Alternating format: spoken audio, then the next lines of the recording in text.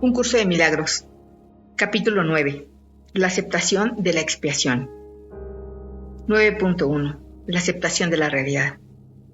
Tener miedo de la voluntad de Dios es una de las creencias más extrañas que la mente humana haya podido concebir jamás. Esto no habría podido ocurrir a no ser que la mente hubiera estado ya tan profundamente dividida que le hubiese sido posible tener miedo de lo que ella misma es.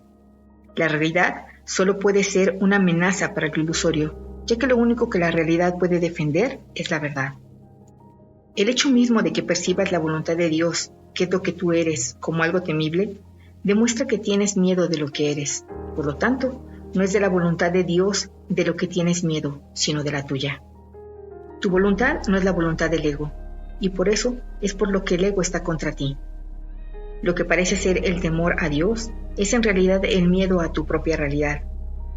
En un estado de pánico no se puede aprender nada de manera consistente. Si el propósito de este curso es ayudarte a recordar lo que eres y tú crees que lo que eres es algo temible, de ello se deduce forzosamente que no aprenderás este curso. Sin embargo, la razón de que el curso exista es precisamente porque no sabes lo que eres. Si no sabes lo que es tu realidad, ¿por qué estás tan seguro de que es temible? La asociación que se hace entre la verdad y el miedo, que a lo sumo sería altamente artificial, es especialmente inadecuada en las mentes de aquellos que no saben lo que es la verdad. Lo único que esto quiere decir es que estás asociando arbitrariamente a algo que se encuentra más allá de tu conciencia con algo que no deseas.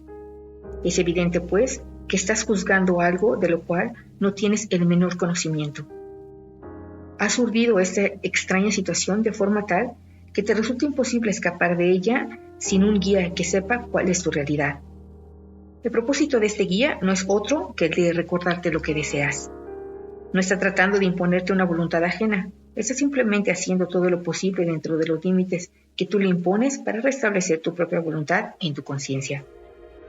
Has apresionado tu voluntad más allá de tu conciencia, donde todavía se encuentra, pero desde donde no puede ayudarte.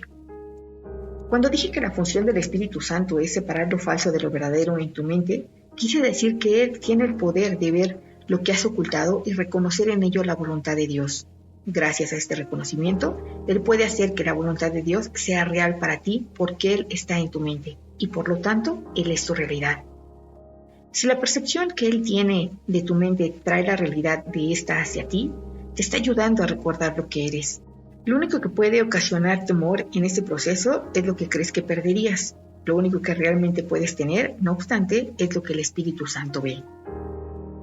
He subrayado en muchas ocasiones que el Espíritu Santo nunca te pedirá ningún sacrificio. Pero si te pides a ti mismo el sacrificio de la realidad, el Espíritu Santo tiene que recordarte que esa no es la voluntad de Dios porque no es la tuya. No hay diferencia entre tu voluntad y la de Dios. Si tu mente no estuviera dividida, reconocerías que ejercer tu voluntad es la salvación, porque es comunicación. Es imposible comunicarse utilizando lenguas diferentes. Tú y tu Creador pueden comunicarse por medio de la creación, porque ella y solo ella es su voluntad conjunta. Una mente dividida no se puede comunicar porque habla en nombre de cosas diferentes a la misma mente. Al hacer esto, pierde la capacidad de comunicarse porque una comunicación confusa sencillamente no tiene sentido. Es imposible comunicar un mensaje a menos que tenga sentido. ¿Cuán sensatos pueden ser tus mensajes cuando pides lo que no deseas? Sin embargo, mientras sigas teniendo miedo de tu voluntad, eso es precisamente lo que estarás pidiendo. Tal vez insistas en que el Espíritu Santo no te contesta, pero quizás sería más prudente examinar qué clase de peticionario eres. No pides únicamente lo que deseas. Esto se debe a que temes recibirlo y ciertamente lo recibirás. Por eso es por lo que se lo sigues pidiendo al Maestro que no puede dártelo. De él nunca podrás aprender qué es lo que deseas, y esto te da una ilusión de seguridad. Sin embargo, no puedes estar a salvo de la verdad, sino que solo puedes estar a salvo en la verdad. La realidad es tu única seguridad. Tu voluntad es tu salvación porque es la misma que la de Dios. La separación no es más que la creencia de que es diferente. Ninguna mente recta podría creer que su voluntad es más fuerte que la de Dios. Si una mente cree que su voluntad es diferente de la de Él, entonces solo puede concluir o bien que Dios no existe, o bien que su voluntad es temible.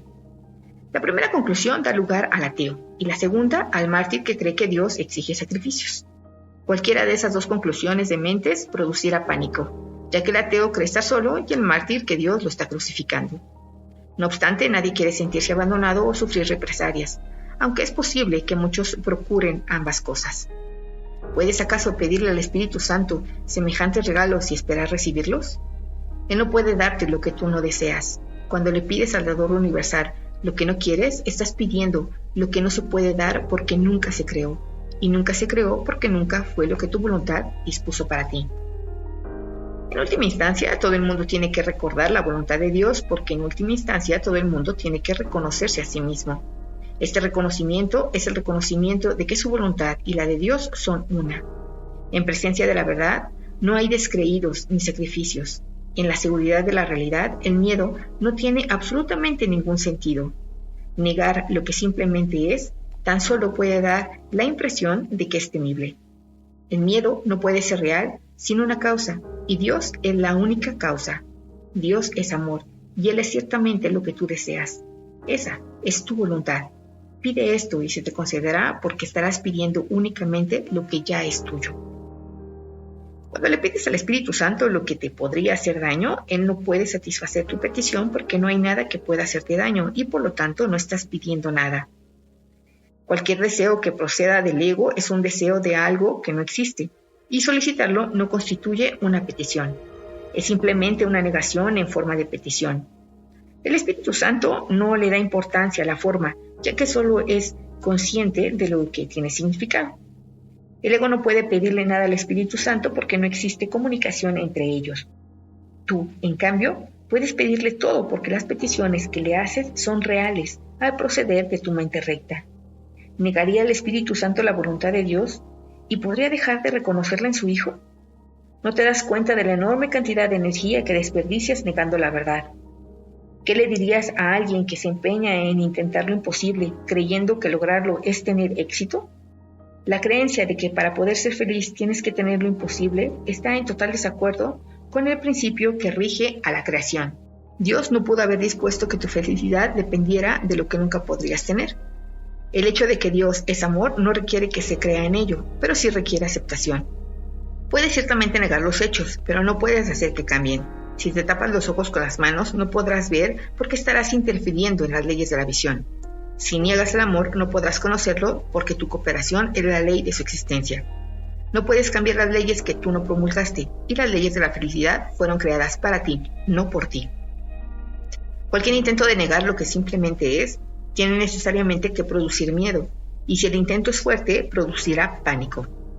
Querer imponer tu voluntad en contra de la realidad, aunque no es posible, puede convertirse en una obcecación, a pesar de que ese no es realmente tu deseo. Mas examina el resultado de esta extraña decisión. Estás dedicando tu mente a lo que no deseas. ¿Cuán real puede ser esa dedicación? Si realmente no deseas eso que persigues, es que nunca fue creado. Y si nunca fue creado, no es nada. ¿Puedes realmente estar dedicado a lo que no es nada? Dios, en su dedicación a ti, te creó dedicado a todo y te dio aquello a lo que estás dedicado. De otra manera, no habría sido creado perfecto. La realidad lo es todo, y tú lo tienes todo porque eres real. No puedes crear lo real porque la ausencia de realidad es temible, y el miedo no es algo que pueda ser creado. Mientras sigas creyendo que es posible tener miedo, no podrás crear. Dos órdenes de realidad que se oponen entre sí privan a la realidad de todo significado, y la realidad es significado. Recuerda pues que la voluntad de Dios es posible y que nada más lo será nunca. En eso reside la simple aceptación de la realidad, porque solo eso es real. No puedes distorsionar la realidad y al mismo tiempo saber lo que es. Y si la distorsionas, experimentarás ansiedad, depresión y finalmente pánico, pues estarás tratando de convertirte a ti mismo en algo irreal. Cuando sientas esas cosas, no trates de buscar la verdad fuera de ti mismo, pues la verdad solo puede encontrarse dentro de ti. Di por lo tanto, Cristo está en mí y donde Él está Dios tiene que estar, pues Cristo es parte de Él. 9.2. La respuesta a la oración. Todo aquel que alguna vez haya tratado de usar la oración para pedir algo ha experimentado lo que aparentemente es un fracaso. Esto es cierto no solo en relación con cosas específicas que pudieran ser perjudiciales, sino también en relación con peticiones que están completamente de acuerdo con lo que este curso postula. Esto último, en particular, puede interpretarse incorrectamente como una prueba de que el curso no es sincero en lo que afirma. Tienes que recordar, no obstante, que el curso afirma y repetidamente que su propósito es ayudarte a escapar del miedo. Supongamos, pues, que lo que pides al Espíritu Santo es lo que realmente deseas, pero aún tienes miedo de ello. Si ese fuera el caso, obtenerlo ya no sería lo que deseas. Por eso es por lo que algunas formas concretas de curación no se logran, aun cuando se haya logrado el estado de curación. Un individuo puede pedir ser curado físicamente porque tiene miedo del daño corporal. Al mismo tiempo, si fuese curado físicamente, la amenaza que ello representaría para su sistema de pensamiento podría causarle mucho más miedo que la manifestación física de su aflicción. En ese caso, no estaría pidiendo realmente que se liberase del miedo, sino de un síntoma que él mismo eligió. Por lo tanto, no estaría pidiendo realmente ser curado. La Biblia subraya que toda oración recibirá respuesta, y esto es absolutamente cierto. El hecho mismo de que se le haya pedido algo al Espíritu Santo garantiza una respuesta. Es igualmente cierto, no obstante, que ninguna de las respuestas que él dé incrementará el miedo. Es posible que su respuesta no sea oída. Es imposible, sin embargo, que se pierda. Hay muchas respuestas que ya has recibido, pero que todavía no has oído.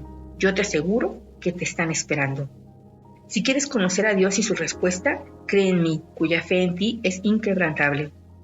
¿Cómo ibas a poder pedirle algo al Espíritu Santo sinceramente y al mismo tiempo dudar de tu hermano?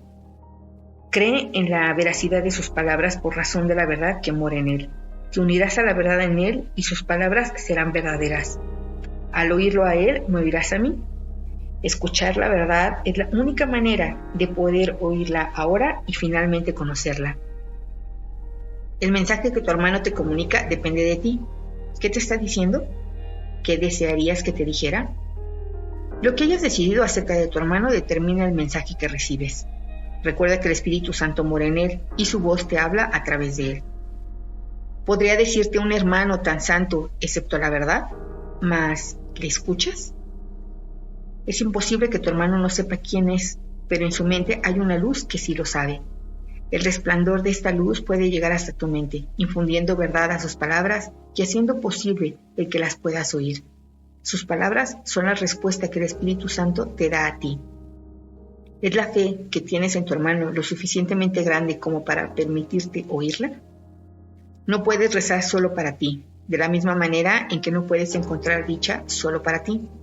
La oración es la reafirmación de la inclusión dirigida por el Espíritu Santo de acuerdo con las leyes de Dios. En tu hermano reside tu salvación. El Espíritu Santo se extiende desde tu mente a la suya y te contesta. No puedes oír la voz que habla por Dios solo en ti porque no estás solo. Y su respuesta va dirigida únicamente a lo que eres. No podrás saber la confianza que tengo en ti a no ser que la extiendas. No tendrás confianza en la dirección que te ofrece el Espíritu Santo o no creerás que es para ti a menos que la oigas en otros. Tiene que ser para tu hermano por el hecho de que es para ti. ¿Habría acaso creado Dios una voz que fuera solo para ti? ¿Cómo podrías oír su respuesta a menos que fuera la misma que el Espíritu Santo le da a todos los hijos de Dios? Oye de tu hermano lo que quisieras que oyese de ti, pues tú no querrías que yo fuese engañado. Al igual que Dios, yo te quiero por razón de la verdad que mora en ti. Tal vez tus engaños te engañen a ti, pero a mí no me pueden engañar. Puesto que sé lo que eres, no puedo dudar de ti. Oigo solo al Espíritu Santo en ti, quien me habla a través de ti. Si me quieres oír, oye a mis hermanos en quienes la voz que habla por Dios se expresa. La respuesta a todas tus oraciones reside en ellas. Recibirás la respuesta a medida que la oigas en todos tus hermanos. No escuches nada más, pues de lo contrario no estarás oyendo correctamente. Cree en tus hermanos porque yo creo en ti, y aprenderás que está justificado que yo crea en ti. Cree en mí creyendo en ellos, en virtud de lo que Dios les dio. Te contestarán si aprendes a pedirles solamente la verdad. No pidas bendiciones sin bendecirlos, pues solo de esta manera puedes aprender cuán bendito eres. Al seguir este camino estarás buscando la verdad en ti. Esto no es ir más allá de ti mismo, sino hacia ti mismo. Oye únicamente la respuesta de Dios en sus hijos y se te habrá contestado.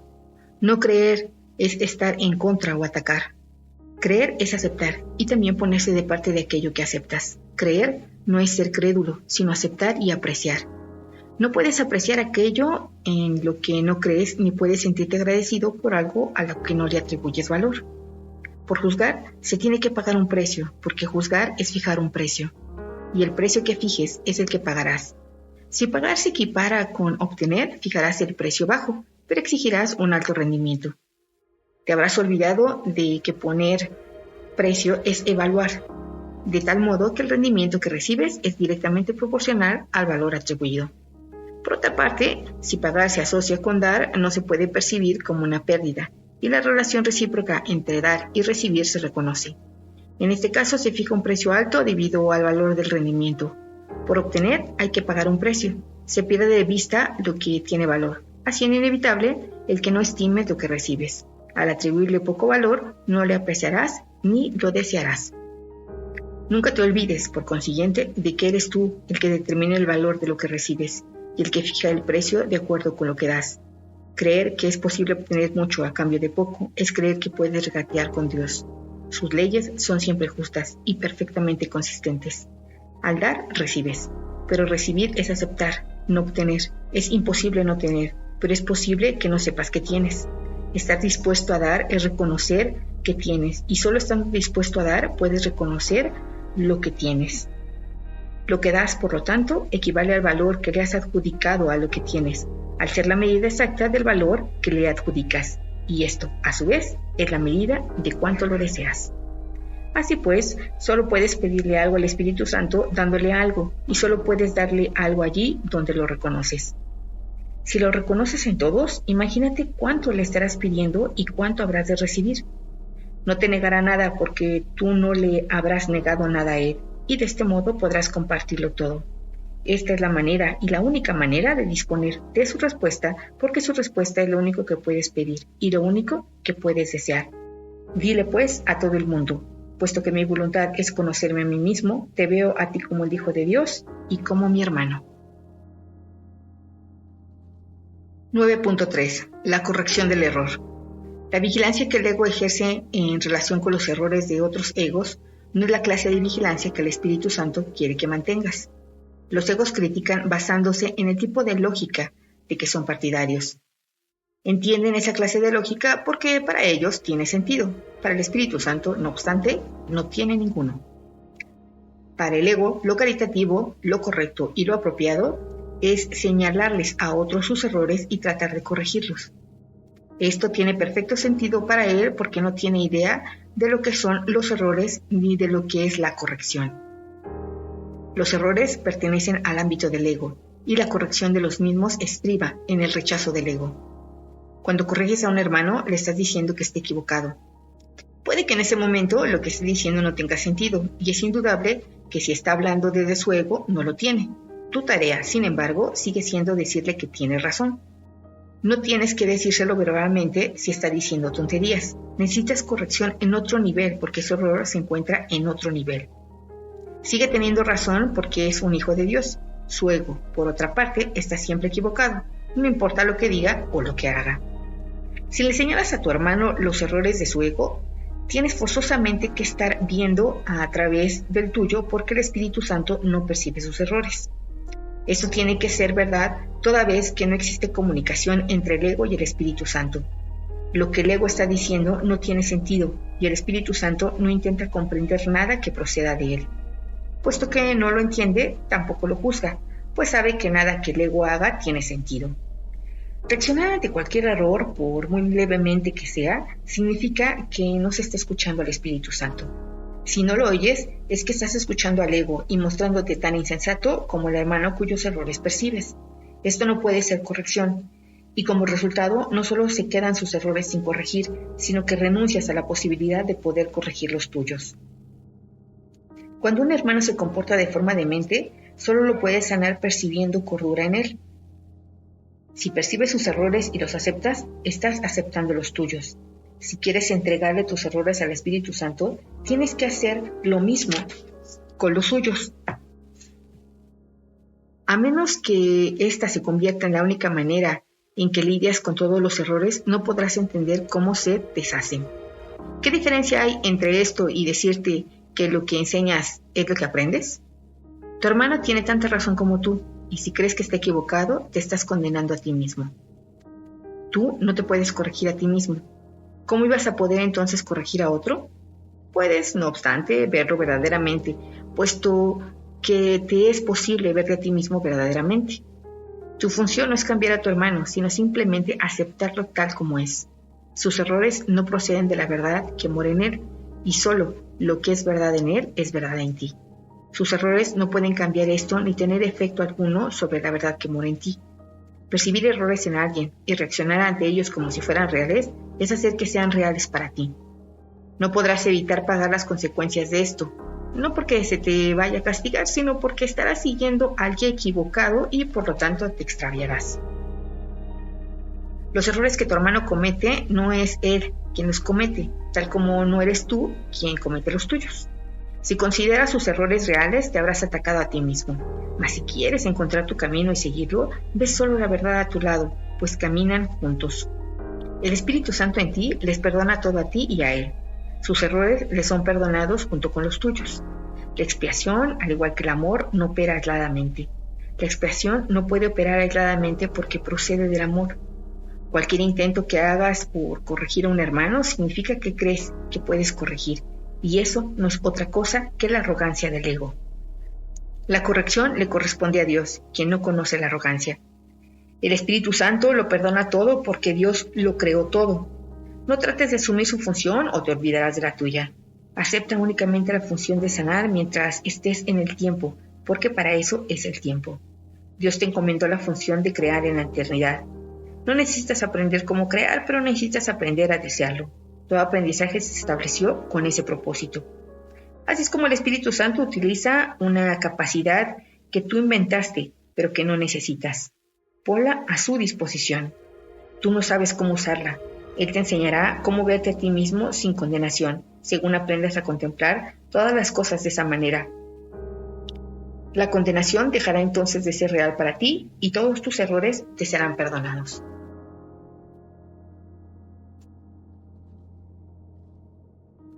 (9.4) El plan de perdón del Espíritu Santo. La expiación es para todos porque es la forma de desvanecer la creencia de que algo puede ser solo para ti. Perdonar es pasar por alto. Mira entonces más allá del error y no dejes que tu percepción se fije en él, pues de lo contrario creerás lo que tu percepción te muestre. Acepta como verdadero solo lo que tu hermano es si quieres conocerte a ti mismo. Percibe lo que él no es y no podrás saber lo que eres al verlo a él falsamente. Recuerda siempre que tu identidad es una identidad compartida y que en eso reside su realidad. Tienes un papel que desempeñar en la expiación, pero el plan de la expiación en sí está más allá de ti. No sabes cómo pasar por alto los errores, pues de lo contrario no los cometerías. Creer que no los cometes o que los puedes corregir sin un guía cuyo propósito es corregirlos no sería más que otro error.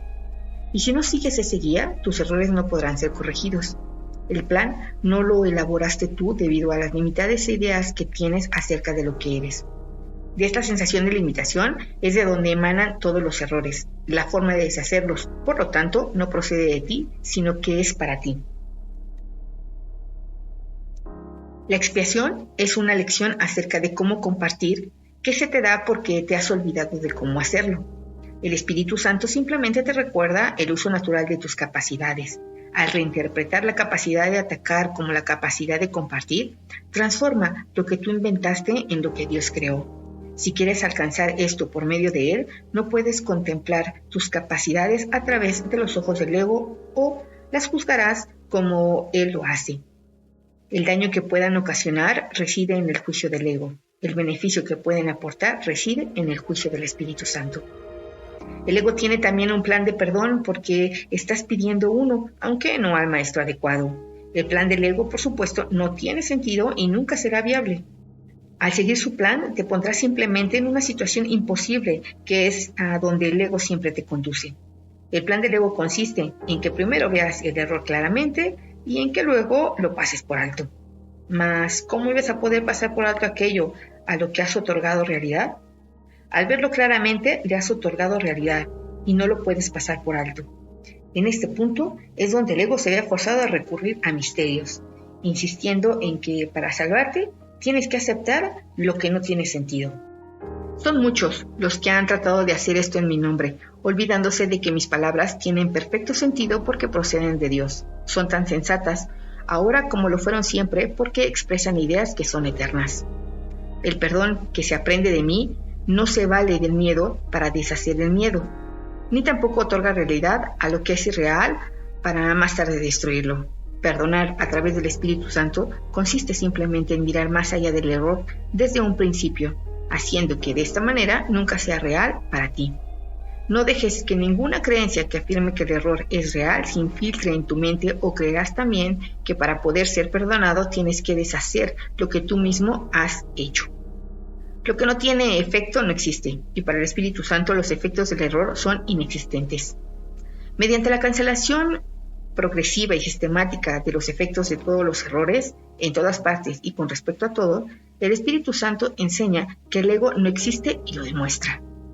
Sigue, pues, las enseñanzas de perdón del Espíritu Santo porque el perdón es su función y Él sabe cómo llevarla a cabo perfectamente.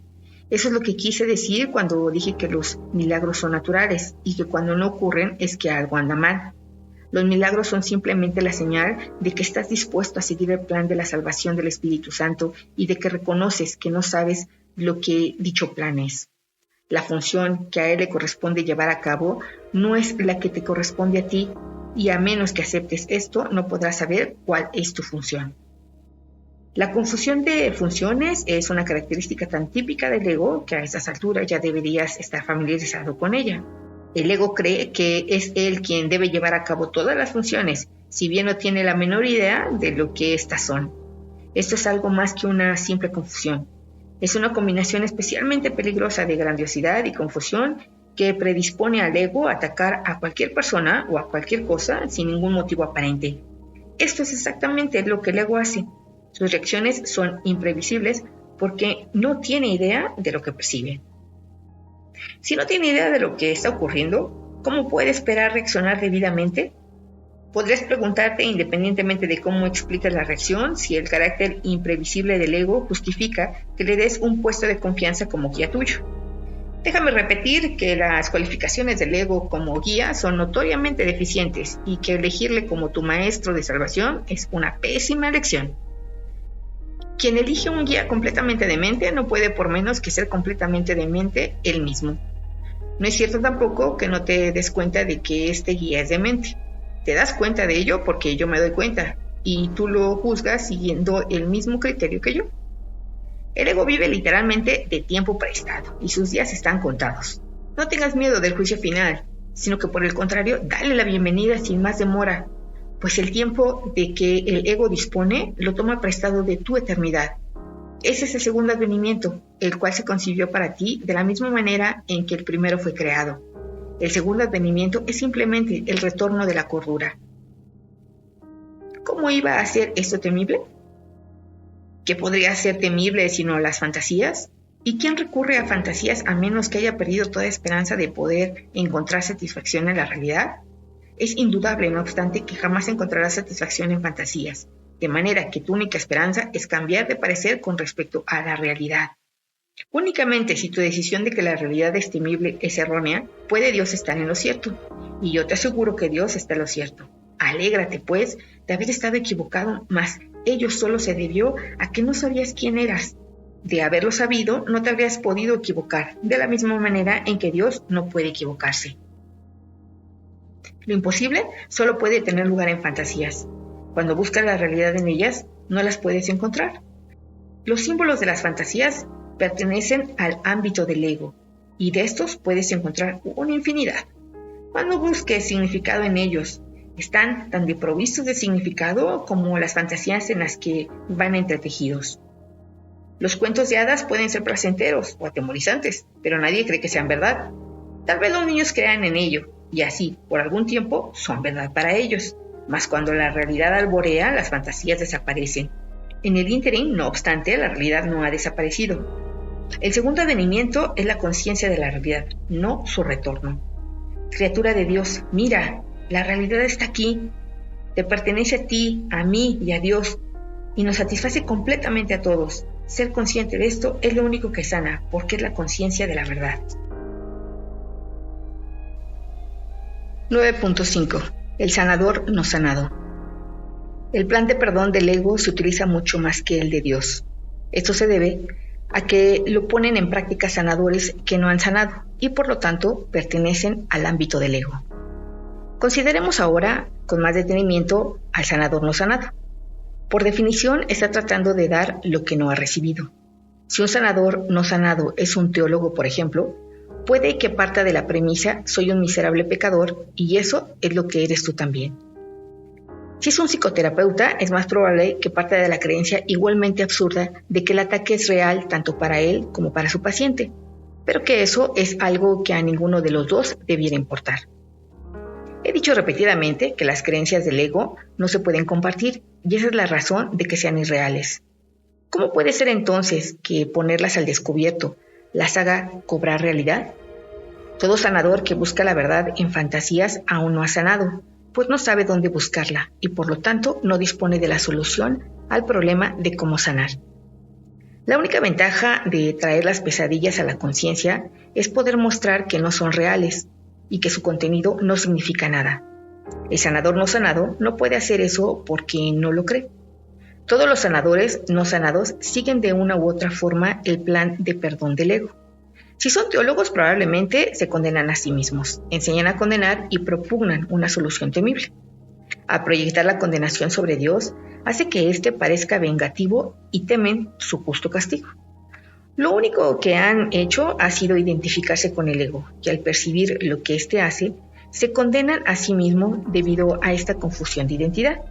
Es comprensible que muchos se hayan rebelado contra este concepto, pero rebelarse contra él indica que aún siguen creyendo en él. Algunas de las modalidades más recientes del plan del ego son tan inútiles como las más antiguas, pues la forma en que se manifiestan es irrelevante y el contenido sigue siendo el mismo. En una de estas nuevas modalidades, por ejemplo, un psicoterapeuta puede interpretar los símbolos del ego que han aparecido en una pesadilla y luego valerse de ellos para probar que la pesadilla es real. Habiéndole otorgado realidad, intenta entonces desvanecer sus efectos menospreciando la importancia del soñador. Este sería un enfoque curativo siempre que también se considerara al soñador como real. Mas si se equipara al soñador con la mente, se niega el poder correctivo de que goza la mente a través del Espíritu Santo. Esto es una contradicción incluso desde la perspectiva del ego, contradicción que a éste, aún en su confusión, por lo general, no se le escapa. Si la manera de contrarrestar el miedo es reduciendo la importancia de la mente, ¿de qué manera puede esto fortalecer al ego? Tales obvias incongruencias explican por qué nadie ha sido capaz todavía de explicar lo que realmente ocurre en la psicoterapia. En realidad no ocurre nada. Nada de lo real le ha sucedido al sanador no sanado y éste no puede sino aprender de lo que él mismo enseña. Su ego siempre tratará de sacar provecho de la situación. El sanador no sanado no sabe, por lo tanto, cómo dar y consecuentemente no puede compartir. No puede corregir porque no está actuando de forma que facilite la corrección. Cree que es a él a quien corresponde enseñarle al paciente lo que es real, a pesar de que él mismo no lo sabe. ¿Qué se debe hacer entonces? Cuando Dios dijo, hágase la luz se hizo. ¿Puedes acaso encontrar luz analizando la oscuridad, tal como hace el psicoterapeuta, o reconociendo la oscuridad en ti mismo, tal como hace el teólogo, y buscando una luz distante que la disipe al mismo tiempo que enfatizas lo lejos que está? La curación no es un misterio. Nada puede cambiar a menos que se entienda, ya que la luz es entendimiento. Un miserable pecador no puede curar sin la ayuda de la magia, ni tampoco puede una mente insignificante apreciarse a sí misma sin esa misma clase de ayuda. Ambas formas del enfoque del ego te llevarán forzosamente a un callejón sin salida, la típica situación imposible a la que el ego siempre conduce. Tal vez sea una ayuda para alguien el que se le indique hacia dónde se está encaminando, pero de poco le sirve si no se le ayuda además a cambiar de rumbo. El sanador no sanado no puede hacer eso por él, puesto que no lo puede hacer para sí mismo. La única aportación significativa que el sanador puede hacer es presentarle un ejemplo de alguien a quien se le cambió de rumbo y que ya no cree en pesadillas de ninguna clase. La luz en su mente, por lo tanto, responderá al que pregunta, que tiene que decidir con Dios que sí hay luz porque la ve. Y mediante este reconocimiento el sanador sabe que la luz está ahí. Así es como la percepción finalmente se transforma en conocimiento. El obrador de milagros comienza percibiendo la luz y transforma su percepción en certeza al extenderla continuamente y al aceptar el reconocimiento que le ofrece. Los efectos de la luz le confirman que ésta se encuentra ahí. Un terapeuta no cura, sino que deja que la curación ocurra espontáneamente. Puede señalar la oscuridad, pero no puede traer luz por su cuenta, pues la luz no es de él. No obstante, al ser para él, tiene que ser también para su paciente. El Espíritu Santo es el único terapeuta. Él hace que la curación sea evidente en cualquier situación en la que él es el guía. Lo único que puedes hacer es dejar que él desempeñe su función. No necesita ayuda para llevarla a cabo. Te dirá exactamente lo que tienes que hacer para ayudar a todo aquel que él te envíe en busca de ayuda, y le hablará a través de ti si tú no interfieres. Recuerda que eres tú el que elige el guía que ha de prestar la ayuda, y que una elección equivocada no constituiría ninguna ayuda. Pero recuerda asimismo que la elección correcta sí lo será. Confía en él, pues ayudar es su función, y él es de Dios. A medida que despiertes otras mentes al Espíritu Santo a través de él y no a través de ti, te darás cuenta de que no estás obedeciendo las leyes de este mundo. Solo las leyes que estás obedeciendo dan resultado. Lo bueno es lo que da resultado. Es una afirmación acertada pero incompleta. Solo lo bueno puede dar resultados. Nada más puede hacerlo. Este curso ofrece un marco de enseñanza muy claro y muy simple y te provee de una guía que te dice lo que debes hacer. Si lo obedeces, verás que lo que él te dice es lo que da resultado. Los resultados que se derivan de seguir su dirección son más convincentes que sus palabras. Te demostrarán que las palabras son ciertas. Siguiendo el guía adecuado, aprenderás la más simple de todas las lecciones. Por sus frutos los conocerán y ellos se conocerán a sí mismos. 9.6. La aceptación de tu hermano. ¿Cómo puedes hacerte cada vez más consciente del Espíritu Santo en ti, sino mediante los efectos que él produce? No puedes verle con tus ojos ni oírle con tus oídos. ¿Cómo puedes entonces percibirle en absoluto? Si inspiras alegría y otros reaccionan ante ti con alegría, es que debe haber algo en ti capaz de suscitarla, aunque tú mismo no la estés experimentando. Por lo tanto, si se encuentra en ti y puedes suscitar alegría y ves que ciertamente lo suscitan otros, es que estás separándote de ello dentro de ti. ¿Te parece que el Espíritu Santo no suscita alegría de manera consistente en ti, debido únicamente a que tú no suscitas alegría de manera consistente en otros? Evalúa la consistencia del Espíritu Santo basándote en las reacciones de tus hermanos ante ti. Cuando eres inconsistente, no siempre produces alegría, y así no siempre reconoces su consistencia. Lo que le ofreces a tu hermano, se lo ofreces a él, porque lo que él da no puede exceder tu ofrecimiento. Esto no se debe a que él ponga límites en lo que da, sino simplemente a que tú has puesto límites en lo que puedes recibir. La decisión de recibir es la decisión de aceptar. Si tus hermanos forman parte de ti, ¿por qué no los ibas a aceptar? Solo ellos pueden enseñarte lo que eres, pues lo que aprendes es el resultado de lo que enseñaste. Lo que invocas en ellos, lo invocas en ti. Y al invocarlo en ellos cobra realidad para ti. Dios no tiene más que un hijo, y los conoce a todos cual uno solo. Únicamente Dios es más que ellos, pero ellos no son menos que Él. ¿Quieres saber lo que esto significa? Si lo que le haces a mi hermano me lo haces a mí, y si todo lo que haces te lo haces a ti mismo, porque todos somos parte de ti, todo lo que nosotros hacemos es para ti también. Todo aquel que Dios creó forma parte de ti y comparte su gloria contigo. Su gloria le pertenece a Él, pero te pertenece igualmente a ti. No puedes, por lo tanto, ser menos glorioso que Él. Dios es más que tú únicamente porque te creó, pero ni siquiera la capacidad de crear se reservó solo para sí. Puedes, por lo tanto, crear tal como Él lo hizo, y tu disociación no puede alterar eso. Ni la luz de Dios ni la tuya se atenúan por el hecho de que tú no veas. Puesto que la filiación solo puede crear como una sola entidad, Recuerdas a toda la creación cada vez que reconoces parte de ella. Cada parte que recuerdas contribuye a tu plenitud porque cada parte es plena. La plenitud es indivisible, pero no puedes saber de la plenitud que gozas hasta que la veas por todas partes. Solo puedes conocerte tal como Dios conoce a su Hijo, pues el conocimiento se comparte con Dios. Cuando despiertas en Él, conocerás tu grandeza al aceptar que su infinitud te pertenece. Pero mientras tanto, juzgarás tu grandeza tal como juzgas la de tu hermano y la aceptarás al aceptar la suya. Todavía no estás despierto, pero puedes aprender a despertar. El Espíritu Santo te enseña a despertar a otros de una manera muy simple. A medida que los veas despertar, aprenderás lo que significa despertar, y puesto que has elegido despertarlos, su gratitud y aprecio por lo que les has dado te mostrará el valor de despertar. Ellos se convertirán en los testigos de tu realidad, tal como tú fuiste creado testigo de la de Dios. Mas cuando la afiliación se unifica y acepta su unicidad, se la conocerá por sus creaciones, las cuales dan testimonio de su realidad del mismo modo en que el Hijo da testimonio del Padre. Los milagros no tienen cabida en la eternidad, porque son reparadores. Sin embargo, mientras aún necesites curación, tus milagros son los únicos testigos de tu realidad que puedes reconocer. No puedes obrar un milagro para ti mismo, porque los milagros son una forma de dar aceptación y de recibirla. En el tiempo, dar ocurre primero, pero en la eternidad, donde no pueden estar separados, dar y recibir ocurren simultáneamente. Cuando hayas aprendido que dar es lo mismo que recibir, ya no habrá necesidad de tiempo.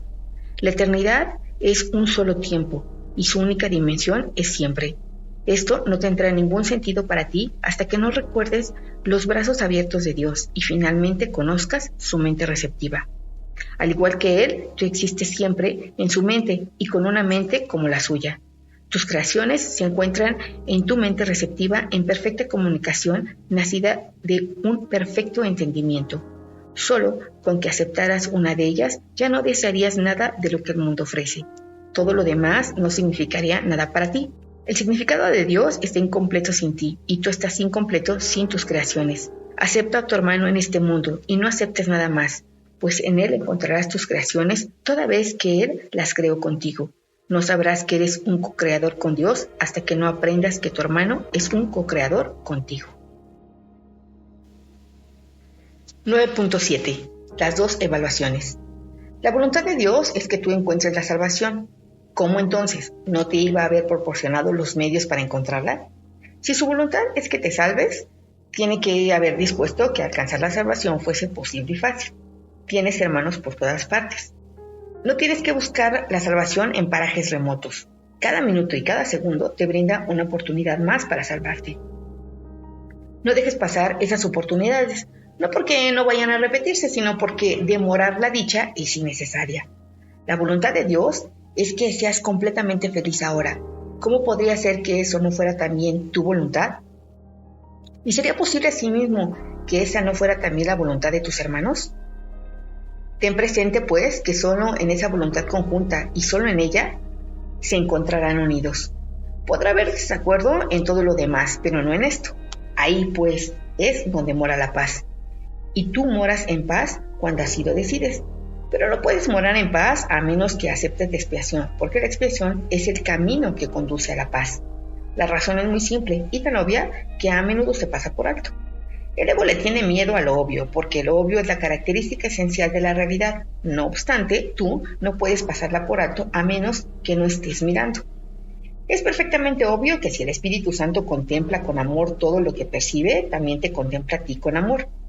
La evaluación que hace de ti se basa en su conocimiento de lo que eres, y es por lo tanto una evaluación correcta. Y esta evaluación tiene que estar en tu mente porque él lo está. El ego está también en tu mente porque aceptaste que estuviese ahí. La evaluación que él hace de ti, no obstante, es exactamente la opuesta a la del Espíritu Santo, pues el ego no te ama. No es consciente de lo que eres y debido a que sus percepciones son tan variables, desconfía totalmente de todo lo que percibe. El ego, por lo tanto, es capaz de ser desconfiado en el mejor de los casos y cruel en el peor. Esa es la gama de sus posibilidades. No puede excederla debido a su incertidumbre y no puede ir más allá de ella porque nunca puede estar seguro de nada. Tienes, pues, dos evaluaciones conflictivas de ti mismo y en tu mente y ambas no pueden ser ciertas. Todavía no te has dado cuenta de cuán extremadamente diferentes son porque no entiendes cuán elevada es realmente la percepción que el Espíritu Santo tiene de ti. El Espíritu Santo no se engaña con respecto a nada de lo que haces porque nunca se olvida de lo que eres. El ego se engaña con respecto a todo lo que haces, especialmente cuando respondes al Espíritu Santo, ya que en esos momentos su confusión aumenta. Es muy probable, pues, que el ego te ataque cuando reaccionas amorosamente, puesto que te ha evaluado como incapaz de ser amoroso y está contradiciendo su juicio. El ego atacará tus motivos tan pronto como estos dejen de estar claramente de acuerdo con la percepción que tienen de ti. En ese caso, es cuando pasas súbitamente de la sospecha a la perversidad, ya que su incertidumbre habrá aumentado. Es evidente, no obstante, que no tiene objeto devolverle el ataque, pues ¿qué podría significar eso sino que estás de acuerdo con su evaluación acerca de lo que eres? Si eliges considerarte a ti mismo como incapaz de ser amoroso, no podrás ser feliz. Te estarás autocondenando y no podrás por menos que considerarte inadecuado. ¿Acudirías entonces al ego para que te ayude a escapar de la sensación de insuficiencia que él mismo ha provocado y que tiene que perseverar para proteger su existencia? ¿Cómo ibas a poder escapar de su evaluación de ti valiéndote de los mismos métodos que él utiliza para conservar esa imagen intacta? No puedes evaluar un sistema de creencias de mente desde tu interior. Su campo de acción impide esa posibilidad. Lo único que puedes hacer es salirte de él, examinarlo desde una perspectiva de cordura y notar la diferencia. Solo mediante este contraste puede la demencia ser juzgada como demente. Aunque dispones de la grandeza de Dios, has elegido ser insignificante y lamentarte de tu pequeñez. Dentro del sistema que impuso esta elección, lamentarse es inevitable. En él, tu pequeñez se da por sentada y no te detienes a preguntar, ¿quién decidió esto? La pregunta no tiene ningún sentido dentro del sistema de pensamiento del ego, ya que pondría en entredicho todo el sistema en sí.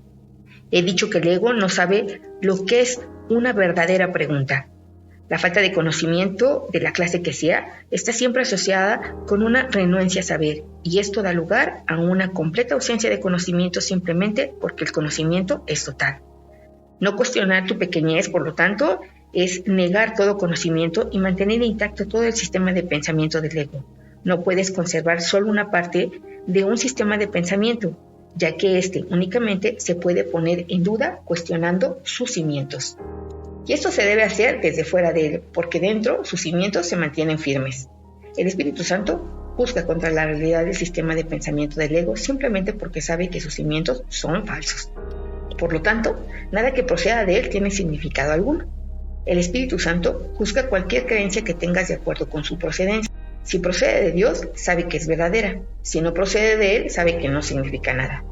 Siempre que pongas en duda tu valía, di: Dios mismo está incompleto sin mí. Recuerda esto cuando el ego te hable y no lo oirás. La verdad acerca de ti es tan sublime que nada que sea indigno de Dios puede ser digno de ti. Decide, pues, lo que deseas desde este punto de vista y no aceptes nada que no sea digno de ser ofrecido a Dios. No deseas nada más. Devuélvele tu parte y Él te dará la totalidad de sí mismo, a cambio de la devolución de lo que es suyo y de lo que le restaura su plenitud.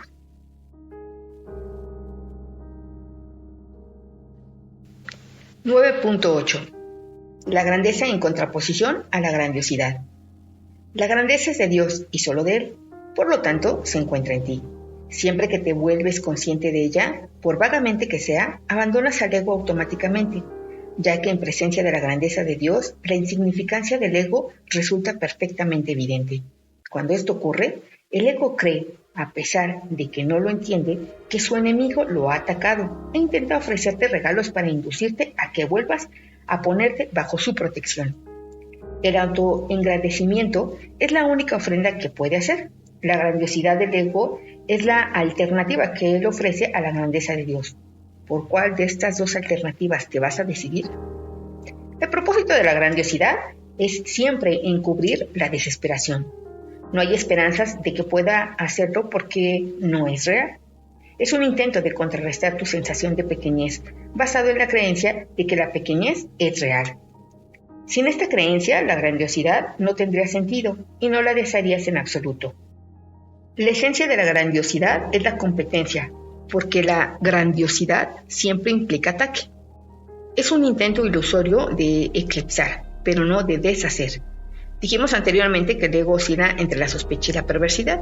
Permanece receloso mientras te desesperas contigo mismo. Pasa a la perversidad cuando decides no tolerar más tu autodegradación e ir en busca de ayuda. Entonces te ofrece como solución la ilusión del ataque.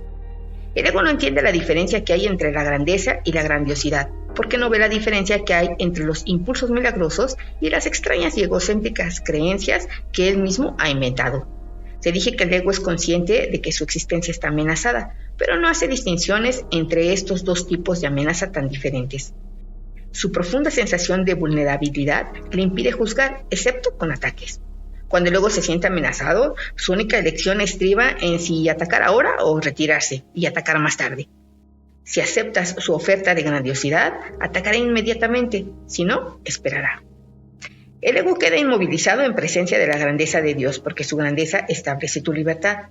Aún la más leve indicación de tu realidad expulsa literalmente al ego de tu mente, ya que deja de interesarte por completo. La grandeza está totalmente desprovista de ilusiones y puesto que es real, es extremadamente convincente. Mas la convicción de que es real te abandonará a menos que impidas que el ego la ataque.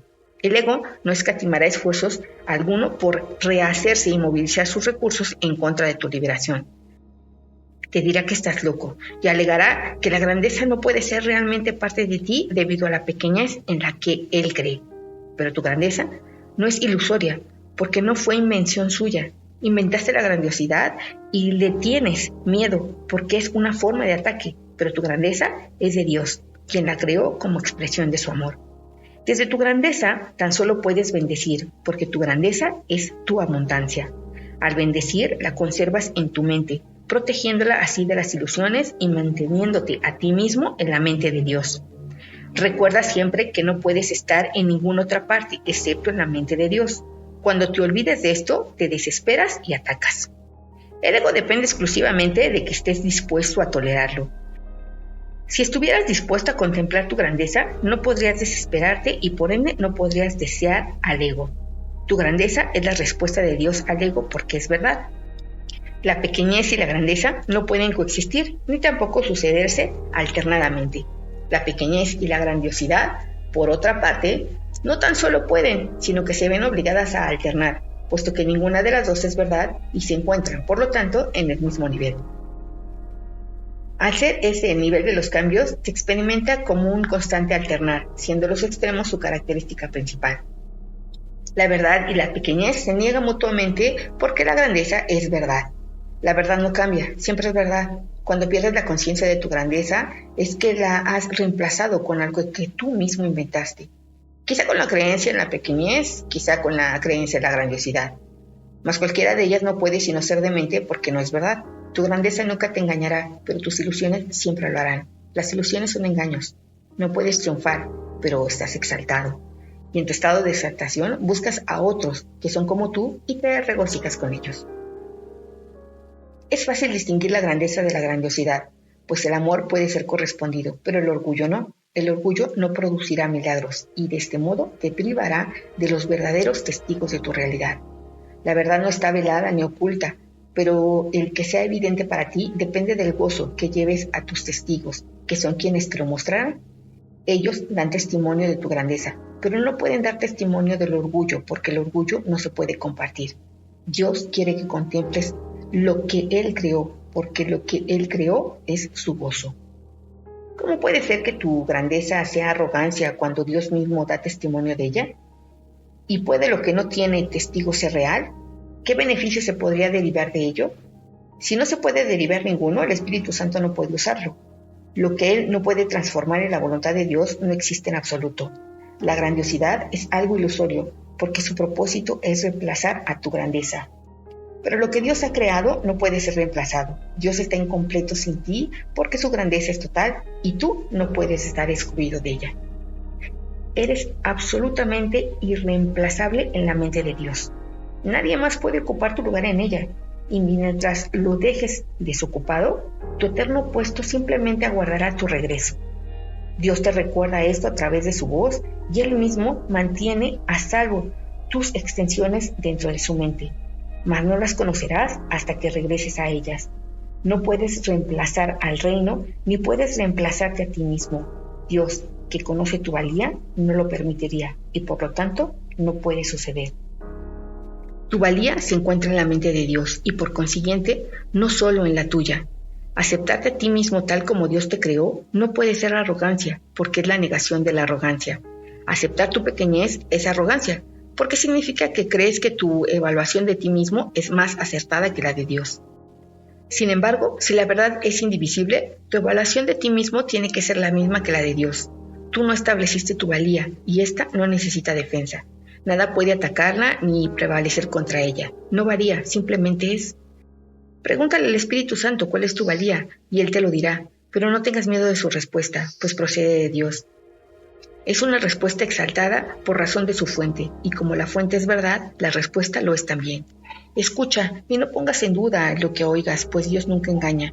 Él quiere que reemplaces las creencias del ego en la pequeñez por su propia respuesta exaltada de lo que tú eres, de modo que puedas dejar de ponerla en duda y la conozcas tal como es.